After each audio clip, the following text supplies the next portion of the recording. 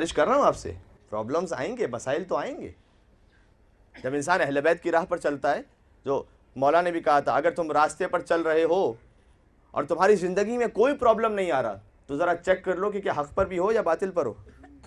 اس لیے کہ اگر حق پر ہوتے تو ہو نہیں سکتا تھا کہ وہ پرابلم نہ آتا. اگر کوئی پرابلم نہیں آ رہا اس کا مطلب شاید کوئی نہ کوئی گڑبڑ ضرور ہے. حق پر ہوتے تو مسائل آتے، پرابلمز آتے. لیلا اور مجنوں کی داستان ہمارے یہاں بہت مشہور ہے فکشن کے اعتبار سے. تو اس میں لکھا ہوا ہے کہ ایک مرتبہ لیلا کے گھر سے وہ نیاز بٹ رہی تھی اور سب لائن میں لگے ہوئے تھے، تو مجنوں بھی لائن میں لگ گیا لینے کے لیے. تو سب کو دیتی گئی نیاز دیتی گئی. اور آخر میں جب اس نے دیکھا مجنوں بھی آیا ہوا ہے تو اس نے اس کا ظرف لیا اور زمین پہ مار کے توڑ دیا، اسے غصے میں بھیج دیا. تو لوگوں نے مجنوں سے کہا دیکھو تم خواہ مخواہ اتنے عشق کی باتیں کرتے ہو، اس نے تو دوسروں کو تو نیاز آتا ہے کہ تمہیں تو دیکھنا تو دور کی بات، تمہارا ظرف توڑ دیا. تو اس نے جملہ کہا، مجنوں نے جملہ کہا کہ گر با دیگران بود میلی چرا ظرف من را شکست لیلی. لیلا مجنوں کی جو داستان ہے فارسی میں اس کو لیلی کہا جاتا ہے تلفظ کے اعتبار سے، فارسی کا شعر ہے.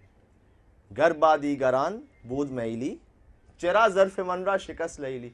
کہنا چاہ رہا ہے کہ اگر اسے دوسروں سے محبت ہوتی تو فقط میرا ہی برتن کیوں توڑا، میرے ساتھ جو اس نے الگ سلوک کیا، اگر اسے دوسروں سے محبت ہوتی فقط میرے ہی ساتھ یہ کام کیوں کیا. جو میرے ساتھ فقط یہ کام کیا اس کا مطلب یہ کہ خاص توجہ میری طرف ہے. یہ تو عشق مجازی کی بات ہے، یہ تو عشق مجازی ہے. آپ اسے لے آئیے عشق حقیقی میں. جب کوئی مشکل آئے، جب کوئی پریشانی آئے، اہل بیت کا شکریہ ادا کیجیے، اے مولا اگر آپ کی توجہ دوسری طرف ہوتی تو مجھ پر یہ مصیبت کیوں آتی. اس کا مطلب اہل بیت کی توجہ ہے، اہل بیت نے مجھ پر نظر کرم کی ہوئی ہے. اہل بیت مجھے کچھ بنانا چاہتے ہیں کہ اس امتحان کے بعد میں ایسا پختہ ہو جاؤں، علی کا سچا ماننے والا ہو جاؤں. اے مولا آپ کا شکریہ کہ آپ نے مجھے منتخب کر لیا امتحان کے لیے. مولانا نہج البلاغہ میں کہتے ہیں خدا سے تو یہ دعا مانگو ہی نہیں کہ خدا میرا امتحان نہ لے، اس سے کہ فائدہ ہی نہیں، یہ دعا قبول ہی نہیں ہوگی. اس لیے کہ خدا نے بھیجا کس لیے؟ وَلَنَبْلُوَنَّكُمْ بِشَيْءٍ مِّنَ الْخَوْفِ وَالْجُوعِ وَنَقْصٍ مِّنَ الْأَمْوَالِ وَالْأَنفُسِ وَالثَّمَرَاتِ. ہم نے اس لیے بھیجا کہ ہم یقیناً تمہارا امتحان لیں گے، تمہاری جان کا امتحان، خوف کا امتحان، مال کا امتحان، ہم تمہارا امتحان لیں گے. کمرہ امتحان میں کوئی طالب علم جا کر کہ جناب نہیں مجھے امتحان نہیں دینا، یہ تو نہیں ہو سکتا. تو مولا کہتے ہیں دعا مانگو ہی نہیں، تم آئے کمرہ امتحان میں ہو تو امتحان تو ہونا ہے. اس دعا کا فائدہ ہی نہیں ہے کہ اے خدا میرا امتحان نہ لے. پھر مولا کیا دعا مانگے؟